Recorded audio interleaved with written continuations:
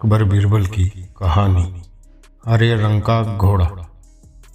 एक शाम राजा अकबर अपने प्रिय बीरबल के साथ अपने शाही बगीचे की सैर के लिए निकले। वह बगीचा बहुत ही शानदार था। चारों ओर हरियाली हरियाली थी और फूलों की भीनी भीनी खुशबू वातावरण को और भी खूबसूरत बना रही थी।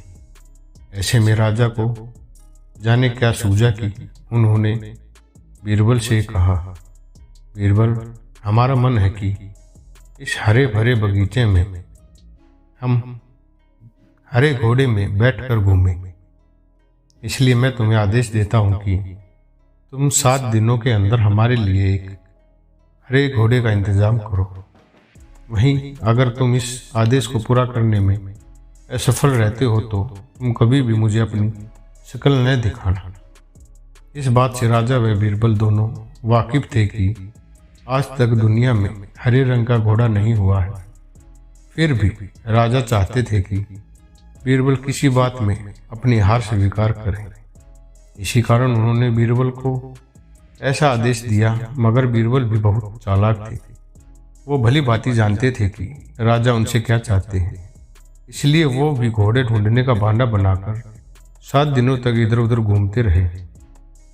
8वें दिन बीरबल दरवाजे में राजा के सामने पहुंचा और बोले, महाराज, आपकी आज्ञा के अनुसार मैंने आपके लिए हरे घोड़े का इंतजाम कर लिया है, मगर उसके मालिक की 2 शर्तें हैं। राजा ने उत्सुकता से दोनों शर्तों के बारे में पूछा। जब बीरबल ने जवाब दिया, पहली शर्त यह है कि उस हरे घोड़े को लाने के लिए आपको समय जाना होगा। राजा इस शर्त के लिए तैयार हो गए।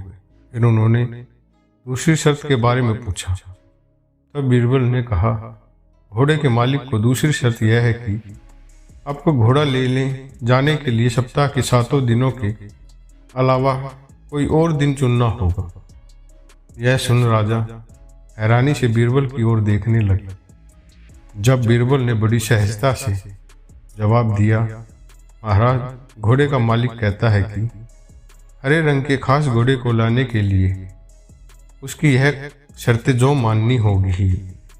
राजा अकबर बीरबल की है चतुराई भरी बात सुनकर खुश हो गए और मान गए कि बीरबल से उसकी हार मनवाना वाकई में बहुत मुश्किल काम है।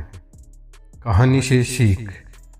यह कहानी हमें यह सिखाती है कि सही सूझबूझ और समझदारी के साथ नामुमकिन लगने वाले काम को भी आसानी से किया जा सकता है।